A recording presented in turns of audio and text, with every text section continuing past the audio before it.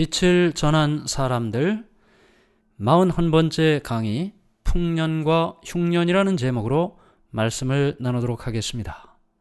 바로의 꿈을 해석해 준 요셉은 이제 그 나라의 총리가 돼서 그 나라의 중요한 모든 일을 맡아보는 사람이 되었습니다. 바로가 꾼 꿈대로 7년 동안 풍년이 들기 시작했습니다. 요셉은 이미 그 일에 대한 준비를 하기 시작했죠. 곳곳마다 큰 창고를 짓게 했습니다. 매년 풍년이 들 때마다 남은 곡식들을 창고에 차곡차곡 보관하기 시작했습니다. 그렇게 1년, 2년, 3년, 7년 동안의 풍년 동안 곳곳의 창고에다가 이 곡식을 잘 보관을 했는데, 그리고 나서 7년이 지난 후에 역시 꿈대로 다시 흉년이 시작이 되었습니다. 백성들은 지금까지 쌓아놓았던 그 곡식을 사기 위하여 요셉의 앞으로 왔습니다. 요셉은 그들에게 곡식을 팔았습니다.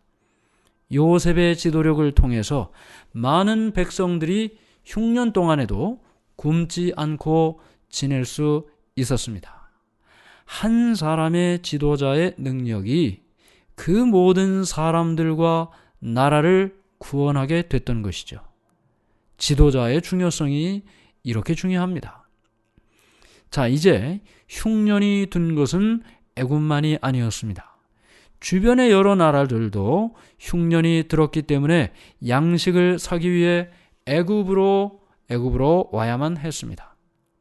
야곱이 있는 가나안 땅에도 역시 흉년이 들어서 먹을 것이 없었습니다.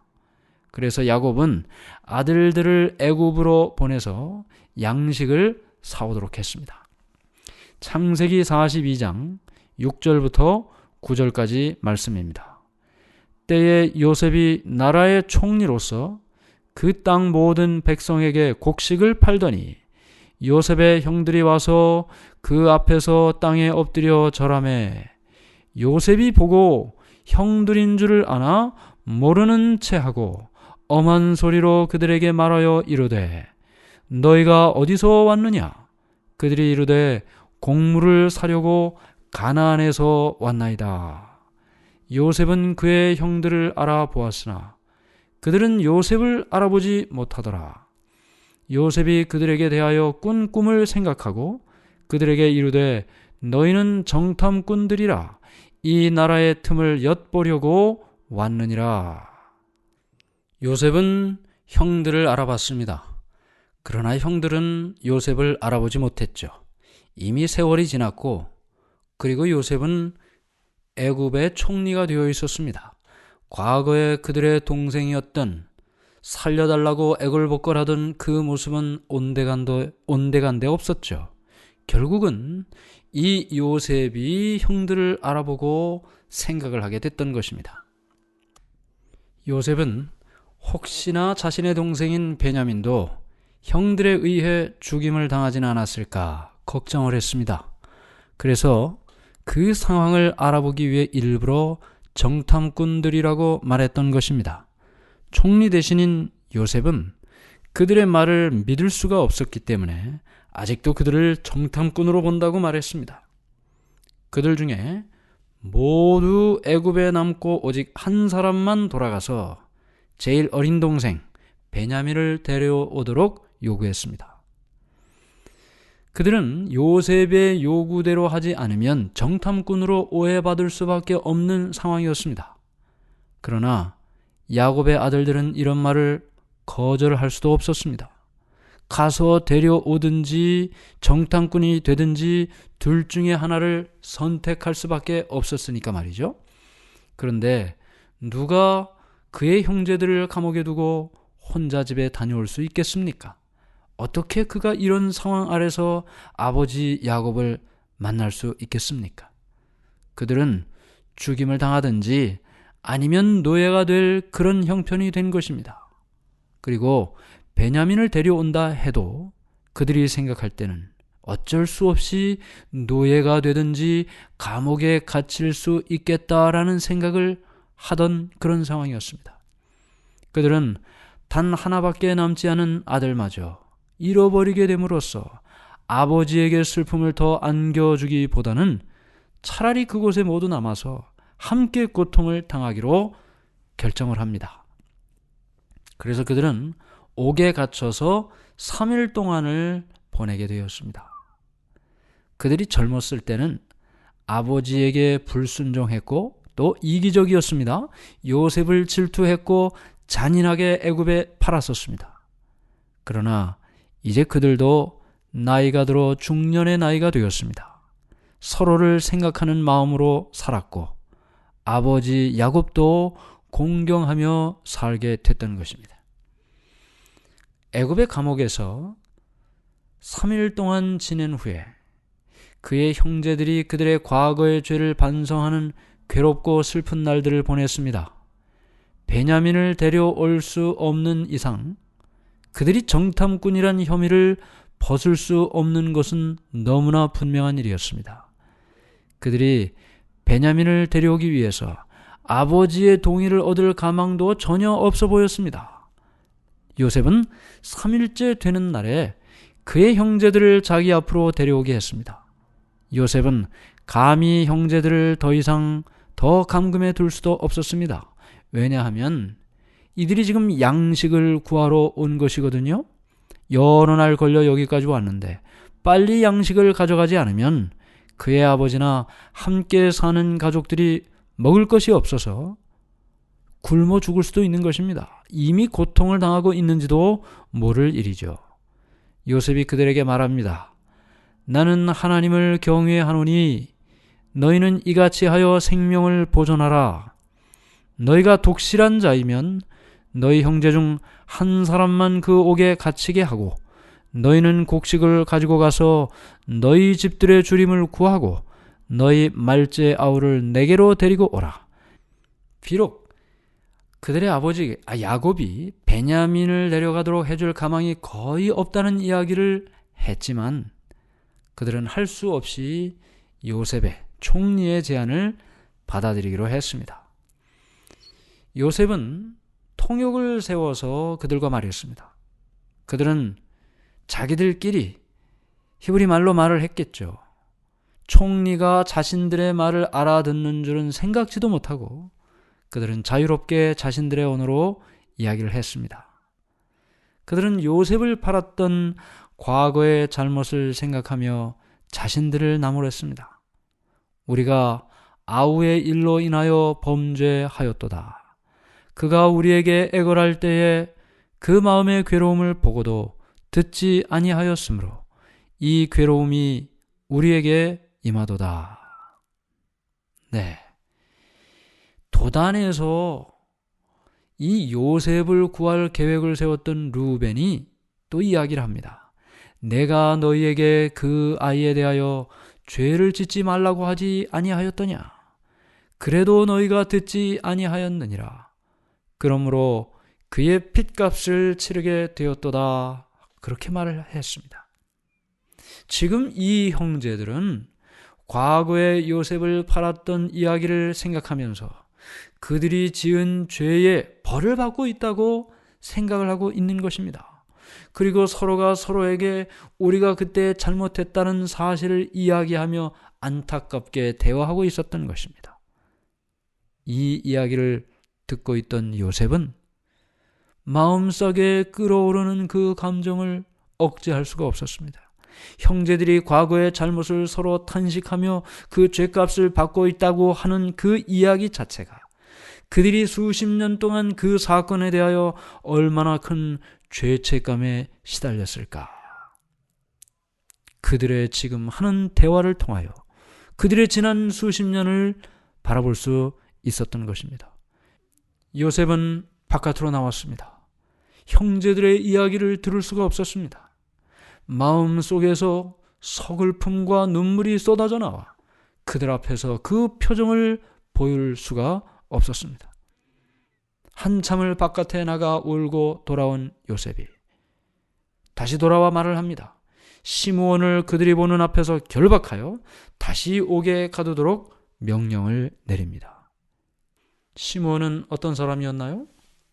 요셉을 팔 때 가장 잔인하게 했던 사람 중에 시므온은 선동자요 주동자였습니다. 그가 결박돼서 홀로 감옥에 남아 있었던 이유는 바로 이런 이유에서였기 때문입니다. 그의 형제들이 출발하기 전에 요셉은 그들에게 곡식을 공급해주고 또 각 사람이 지불했던 돈을 몰래 그들의 자루에 넣어주라고 종들에게 명령을 했습니다. 이제 이 형제들이 집으로 돌아가는 길에 짐승들에게 먹일 여물까지도 다 챙겨 받았는데 도중에 일행 중 한 사람이 자루를 엽니다.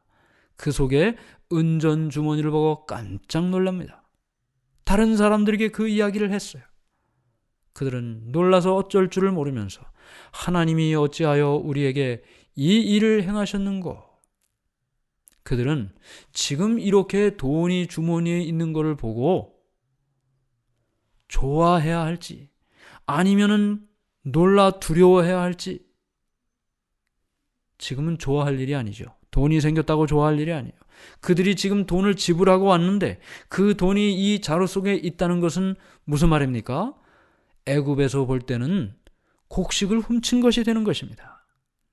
그들은 지금 일어나는 이 모든 일을 바라보면서 과거에 하나님께 그들이 잘못한 그 모든 일들에 대하여 하나님께서 벌을 내리시는 것처럼 생각하게 되었습니다. 이런 때에 야곱은 집에서 아들들이 돌아오기를 초조하게 기다리고 있었습니다. 그들이 도착하자마자 온 집의 가족들이 다 둘러앉아서 이 돌아온 형제들이 아버지 야곱에게 하는 말들을 모두가 같이 들었습니다. 모든 사람의 마음은 두려움과 불안으로 가득 차게 됩니다. 애굽의 총리라는 사람이 요구하는 이 일이 무슨 계략이 있는 것처럼 그들은 생각하게 되었습니다. 왜냐하면 지금 이 막내 동생을 데려오라고 이야기한 것을 보면 이해할 수가 없는 일이죠. 그 주머니에 돈이 들어있는 것도 이해할 수가 없는 일이죠. 시므온은 지금 감옥에 갇혀 있고 베냐민을 데려오도록 요청을 받고 있는 것입니다. 나이 많은 야곱 아버지는 이야기합니다. 너희가 나로 나의 자식들을 잃게 하도다. 요셉도 없어졌고 시므온도 없어졌거늘 베냐민을 또 빼앗아 가고자 하니 이는 다 나를 해롭게 함이로다 라고 말했습니다. 야곱에게는 모두가 다 아들들이었지만 라헬이 낳은 아들들은 그에게는 귀했습니다. 왜냐하면 처음부터 라헬과 결혼하기를 원했었죠. 그래서 라헬이 낳은 첫째 아들 요셉, 그리고 라헬이 낳다 죽은 라헬이 죽은 마지막으로 나온 베냐민, 그들에게는 눈에 넣어도 아프지 않을 그런 아들들이었습니다. 그런데 요셉은 없어졌고 남아있는 아들 베냐민인데 베냐민까지 데려갔다가 무슨 일이 생기면 어떻게 할까? 야곱은 지금 그것을 걱정했던 것입니다.